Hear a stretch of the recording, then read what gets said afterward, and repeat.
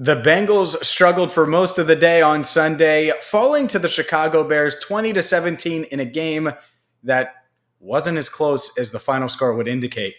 Hi again, everyone. I'm James Rapien with allbengals.com and Cincinnati Bengals Talk. Thank you for joining me on what is a loser type Sunday for the Bengals.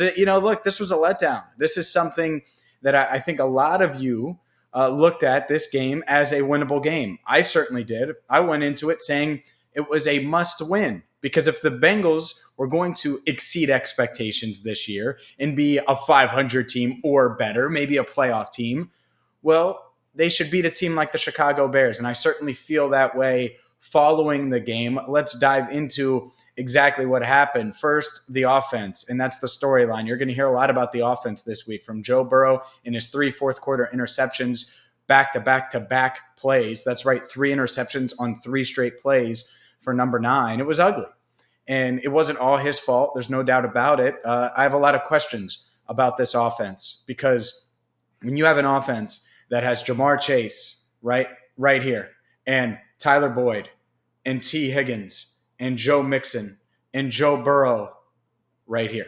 And you struggle on offense, not just for a quarter, not just for 2 quarters, not just for 3 quarters, but for the first 55 minutes of the game. You look absolutely lost against a defense, by the way, that got its head kicked in with explosive plays the week before, 67-yard touchdown to Van Jefferson against the Rams receiver Van Jefferson, a 57-yarder as well to Cooper Kupp, I believe it was. Look, when that happens, you would expect more downfield shots, right?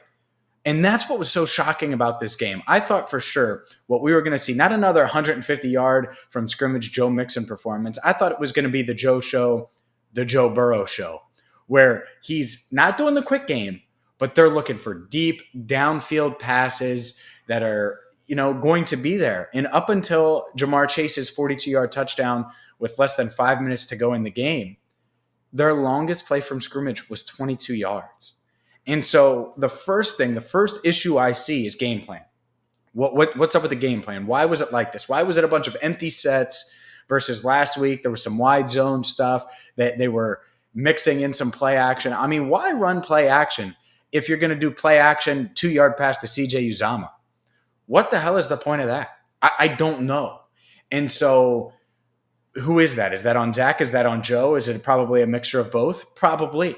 But that's the biggest thing to me. The turnovers happen. 2 mistakes by Joe Burrow, then a mistake by Joe Mixon. The Joes had mistakes. The 3rd interception was absolutely on Joe Mixon. He misses the block and pass protection, tries to cut the guy, and instead Alec Ogletree goes around him, hits Burrow in the arm, ball pops up during the throw and interception, which set up the field goal, which ultimately that was the game-winning field goal for the Bears. And it's tough because there are a lot of factors in it. I do think that the Bears' defense was okay and isn't as bad as they were against the Rams, but there should have been ways to exploit it. And I asked Zach Taylor earlier in the week prior to this game on Sunday, I was like, look, have you called Sean McVay? I just asked him, have you called Sean McVay and asked him, what he did against Chicago? Well, you know what he didn't do? Run a bunch of empty sets and run a bunch of stuff to the first down marker, essentially. All of these Chicago defensive backs by the 4th quarter were sitting on the routes.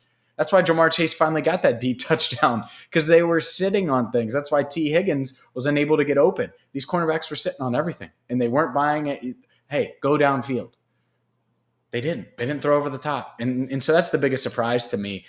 Burrow got hit a ton again on Sunday. 9 hits, 4 sacks. He's been sacked 9 times in 2 games. You do the math on that. It's a lot of sacks, 4.5 sacks a week. He's on pace to be sacked a bunch this year, 70 times. So we'll see if they can find a way to slow that down. And the weird thing is it wasn't like, obvious sacks where Trey Hopkins just got outmanned like he did in week 1. These sacks were much more, all right, they ran a stunt, and Xavier Su'a-Filo's a little late getting there because of the miscommunication, because the stunt, they twist around or they switch spots, right? And Khalil Mack beat Xavier Su'a-Filo for 1. I know Jonah Williams couldn't get there for 1. And so there's communication. It wasn't just like one-on-one losses which is good in a way. But no, the Bengals offense, that's why they lost this game. I'm going to get to the defense in a second, but the offense was just awful. Awful, awful, awful. And even before the turnovers, even before T. Higgins' fumble, which was the first of 4 straight turnovers, the fumble from Higgins, and then 3 Burrow interceptions, it was bad. And I don't know why it could be that bad. It's because the offensive line, as much as they struggled at times, I don't think they were that bad. I think Burrow struggled a bit. I think he missed some throws, certainly the interceptions, but before that, there's got to be some meat on the bone there that he left and that this offensive staff left. And game plan, top to bottom, they got outplayed, outworked. The Bears defense kicked their ass. And that's why they picked up their first win of the season. Let's switch gears. Let's flip it. Let's talk about the defense for a few minutes here on Cincinnati Bengals Talk, because to me, the defense played really, really well. And they were put in some bad spots. I mentioned that 3rd interception. They could have given up a touchdown at 20, instead of making it 20-3, it would have been 24-3, and it really would have been all she wrote. But they didn't. They also forced a turnover. Logan Wilson with a great interception in the 4th quarter that gave the Bengals a chance to hang around. Unfortunately, because they were on the field a ton, I think was part of it. But then you ask them to get one more stop at the end to get the ball back to Joe Burrow, and they can't do it. Trey Hendrickson just missed Justin Fields on that 3rd and 9. Fields gets away from him and is able to run for the first down. Look, overall, if you would have told me the defense was going to play the way they did, because outside of the 9-play, 75-yard drive to begin the game, what did they give up? Field goal? They were already in field goal range. The Bears were when that happened because of the turnover, the Burrow interception. Same thing goes with the T. Higgins fumble. So there's the 2 field goals. You got the pick 6. That's it. It's 7 points. So to me, I think the defense played good enough to win. And they got some heat on both quarterbacks. Certainly got some hits on them. Trey Hendrickson had a nice day. Larry Ogunjobi again up the middle. Noticed him plenty. DJ Reader with a huge sack. This defense looks pretty legit. I thought Chidobe Awuzie looked pretty solid. Yeah, he gave up the touchdown to Allen Robinson early in the game. Well, it's Allen Robinson. He's going to win his too. So if you would have told me they get that type of play from this defense and lose, I would have laughed you out of the room. And so this offense really needs to look itself in the mirror. One guy who's probably smiling right now, looking at himself in the mirror, is Evan McPherson. My man, Money McPherson, is just straight money. 53-yard field goal got the Bengals on the board in the 3rd quarter. And even that, right? So it's the first drive of the 3rd quarter. The Bengals are only down 7-0 at halftime. It's a game that feels right there for the taking, even though, they had struggled so much. And they drive downfield, and a 2nd down sack puts the Bengals near midfield. And Chris Evans gets them into field goal range with a quick screen to him, and he catch and run, gets it to the 35, and McPherson drills it. But even then, it was ugly, right? The drive just stalls because Burrow gets sacked, and they just could not find any rhythm, any consistency. And after the game, Jamar Chase and Joe Burrow both asked about the defensive backs sitting. And Jamar, and I'm paraphrasing, but was like, yeah, we should have taken more deep shots earlier in the game, because he caught the lone one, the 42-yarder. And Burrow hinted at the same thing, and they should have. And I wonder, did Burrow miss deep shots, as in didn't see him, so he didn't take them?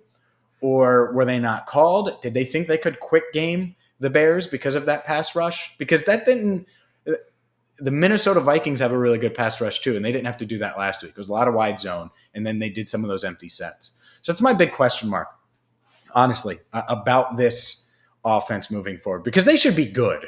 And not just, 22 points here, 24 – this offense should be damn good, and Burrow needs to be damn good. And I get it. It's only his 2nd game back from a torn ACL and MCL and partially torn PCL. It's an awful injury to come back from, and so maybe he's going to get off to a slow start here.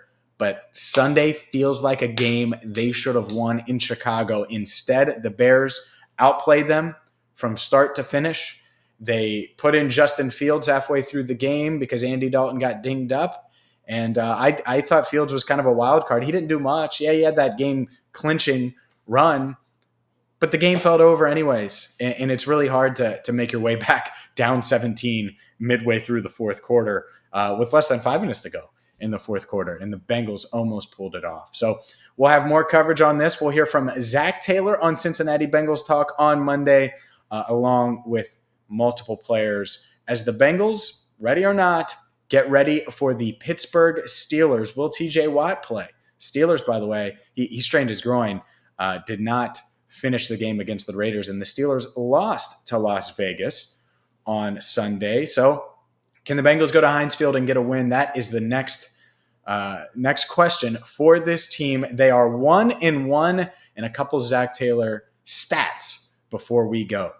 Bengals head coach Zach Taylor is 0-20 in games going into the fourth quarter where he's trailing since becoming Bengals head coach. He's also, thanks to that comeback of sorts, that 2-touchdown flurry in the final 5 minutes, falls to 3-14-1 in one-score games since taking over for Marvin Lewis in 2019. If you're new to the channel, welcome. We talk Bengals here all day, every day. So make sure you hit that subscribe button, like, comment, tell all your friends. We'll be back on Monday right here on Cincinnati Bengals Talk. As always, I'm James Rapien. Thank you so much for watching.